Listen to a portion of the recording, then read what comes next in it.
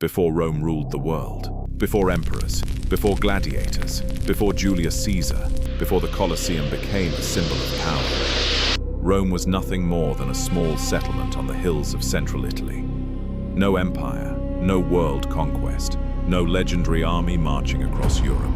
Just a small community surrounded by stronger peoples, dangerous enemies, and an uncertain future. But from this small beginning, one of the most powerful civilizations in human history would rise. This is the story of how Rome was born. Long before Rome became an empire, Italy was not one united country. It was a land of tribes, villages, farmers, warriors, and city-states. Different peoples lived across the peninsula. Some were Latin tribes, some were Sabines. To the north were the powerful Etruscans, and to the south, Greek colonies had built wealthy cities along the coast. Rome was born in the middle of this world. Its location was not random. Rome stood near the Tiber River, close enough to the sea for trade, but far enough inland to be safer from pirate attacks. It was built around hills which gave protection, and it sat in a position where roads, rivers, people, and trade could meet. At first, this did not make Rome great, but it gave Rome something important: a chance. The most famous story of Rome's beginning is not a normal historical record. It is a legend, a story the Romans told about themselves to explain who they were and where they came from. According to the legend, Rome began with twin brothers, Romulus and Remus. They were said to be the sons of Rhea Silvia and Mars, the god of war. But their birth was dangerous, because their family was connected to a royal line.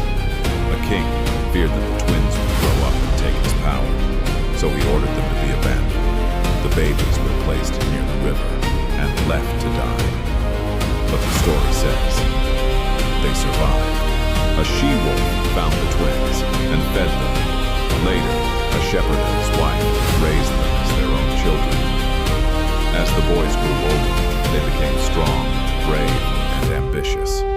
They discovered their true identity, defeated the king who had threatened them, and decided to build a city of their own. But then came the question that would change everything. Where should the city be built, and who should rule it? Romulus wanted one hill. Remus preferred another. The argument grew. In some versions of the legend, they watched for signs from the gods. In others, the conflict became violent. Finally, Romulus killed Remus. Then Romulus became the first king of the new city, and he gave it his name, Rome. This story is dramatic, brutal, and almost mythical. But that is exactly why it mattered to the Romans. Because in this legend, Rome was born from survival, conflict, violence, divine favor, and ambition. The Romans did not imagine their city as peaceful from the beginning. They imagined it as a place that had to fight to exist, and that idea would shape their future. But behind the legend, there was also real historical Rome. Archaeology and ancient traditions suggest that early Rome grew from small settlements on hills near the Tiber River. These communities slowly joined together. Over time, they became a city. Rome was not built in one day. It grew. Huts became streets. Villages became neighborhoods.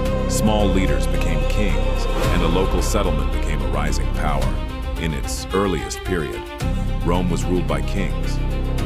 This surprises many people, because when we think of Rome, we often think of emperors or senators. But before the Roman Republic, and long before the Roman Empire, Rome had a monarchy. Roman tradition speaks of 7 kings. The first was Romulus, the legendary founder. After him came kings who were remembered for different achievements: religion, law, war, city building, and organization. Some of these stories are legendary. Some may be based on real memories, but together they show how Romans understood their early history. Early Rome was not yet the strongest power in Italy. It had to compete with nearby peoples. It had to defend itself. It had to make alliances. It had to absorb outsiders. And this became one of Rome's greatest strengths. Rome was not just a city that destroyed every enemy. also knew how to take people in. Defeated communities could become allies. Foreign ideas could become Roman ideas.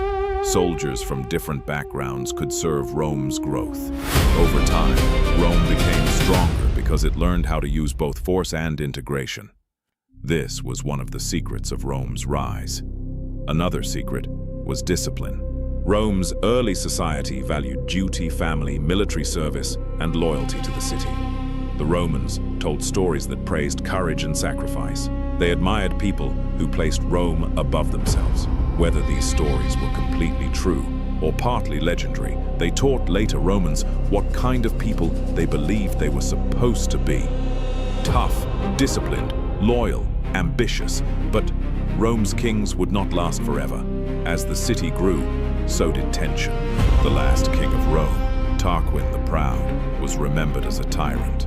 Roman tradition says his rule became so hated that the people finally rebelled. The monarchy was overthrown, and in 509 BCE, Rome entered a new age. No more kings. Instead, Rome would be ruled by elected officials, powerful families, and a political system that became known as the Republic. This Republic would change everything. It would build armies stronger than Rome had ever seen. It would defeat rival cities. It would face Carthage in wars that nearly destroyed it. It would expand across the Mediterranean.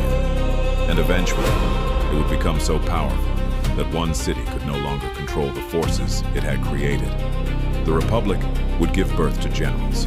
The generals would create civil wars, and from those civil wars, the Roman Empire would finally rise. But that is the next part of the story. For now, remember this. Rome did not begin as an empire. It began as a small settlement, wrapped in legend, built by struggle and shaped by kings. And from that small beginning, the future ruler of the ancient world was born.